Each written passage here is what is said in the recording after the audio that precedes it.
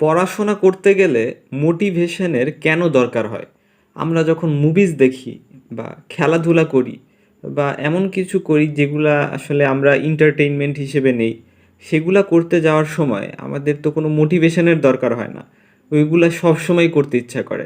আমাকে যদি মানে ফ্রিকোয়েন্টলি করতে দেওয়া হয়, আমি তো সেগুলো করতে পারবো। আমি একটার পর একটা মুভি দেখতে পারবো, সারাদিন মুভি দেখে কাটাই দিতে পারবো। কিন্তু আমি পড়াশোনা করতে গেলে কেন মোটিভেশনের দরকার হয়? কেন আমি পড়াশোনায় ২০ মিনিটও ধৈর্য ধরে রাখতে পারি না? কেন পড়ার টেবিলে বসে থাকতে পারি না? সো এটার পেছনে মেইন যেই কারণ সেটা হচ্ছে ইন্টারেস্ট। পড়াশোনায় ইন্টারেস্টটা নাই। অপরদিকে এই যে এন্টারটেইনিং যে বিষয়গুলা, এর প্রতি ইন্টারেস্ট আছে। সো ইন্টারেস্ট বিষয়টা খুবই ইম্পর্ট্যান্ট একটা জিনিস।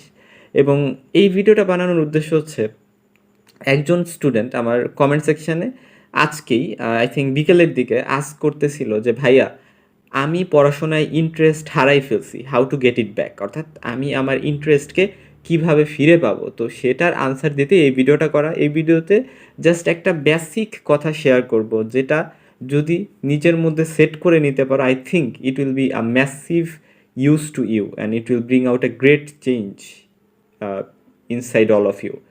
ইন্টারমিডিয়েট লেভেলে পড়তেছি, স্কুলে পড়তেছি, অথবা আমরা মেডিকেল কলেজে পড়তেছি বা ভার্সিটিতে পড়তেছি, আমরা যেখানেই পড়ি না কেন, আমাদের লাইফে পড়াশোনাটাকে একটা ইন্টারেস্ট এ কনভার্ট করতে হবে। এবং এই ইন্টারেস্টে কনভার্ট যদি আমরা না করতে পারি, আমরা কিন্তু তখন বলবো যে পড়াশোনা করে আমি মজা পাচ্ছি না, পড়াশোনা ঠিকঠাক করতেছি, বা আমরা যেটাকে বলি যে পড়াশোনা করা হচ্ছে মানে আমার পরীক্ষায় পাশ করা লাগবে তাই পড়তেছি, বা আমার গুড সিজিপিএ পাওয়া লাগবে তাই পড়তেছি, আমার ভালো জব পাওয়া লাগবে তাই পড়তেছি। বাট এটা যদি পড়াশোনার কারণ হয়ে থাকে, তাহলে আসলে ইন দ্য লং রান পড়াশোনা প্রপারলি করা যাবে না, বা পড়াশোনায় মন বসবে না।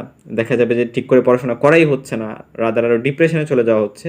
সো পড়াশোনা করার কারণ হিসেবে যেটা মোটিভেশন থাকতে হবে, যে আমি পড়াশোনা করতেছি কারণ আমি এটাকে এনজয় করতেছি। So you will have to make it enjoyable.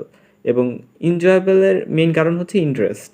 এবং এই ইন্টারেস্টটা তখনই পাওয়া যাবে যখন you will be good at ইট।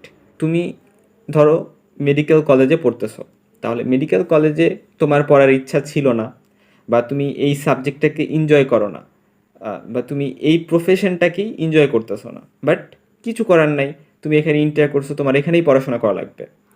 তো এখানে যখন তোমার পড়াশোনা করা লাগতেছে, তুমি এটাকে ইন্টারেস্ট যদি একবার বানাই নিতে পারো, ট্রাস্ট মি, তাহলে তুমি কিন্তু এখানে পড়াশোনা তো এনজয় করবেই, তুমি আস্তে আস্তে এই প্রফেশনটাকে এনজয় করে এখানে অনেক বেস্ট কিছু করতে পারবা। তো যে কোনো একটা সাবজেক্টে বা যে কোনো একটা বিষয়ে তুমি যদি মোটিভেশন পেতে চাও, সেলফ মোটিভেশন, যে আমি এটা করতে চাই ইন্টারেস্ট থেকে, আমার বাধ্যবাধকতা থেকে না, তাহলে তোমার ওই সাবজেক্টে বেস্ট কিছু করতে হবে। এবং একবার যদি বেস্ট কিছু করে ফেলো, তুমি অটোমেটিক্যালি সেখানে ইন্টারেস্ট খুঁজে পাবা। অর্থাৎ আমি তোমাকে বললাম যে তুমি হয়তো বা আমি মেডিকেলের কথাই বলতেছি, তুমি অ্যানাটমি, ফিজিওলজি, বায়োকেমিস্ট্রি এই সাবজেক্টগুলোর মধ্যে অ্যানাটমিতে হুট করে ক্লাসের মধ্যে বা যে এক্সামগুলো হয় সেখানে ফার্স্ট হয়ে গেলা।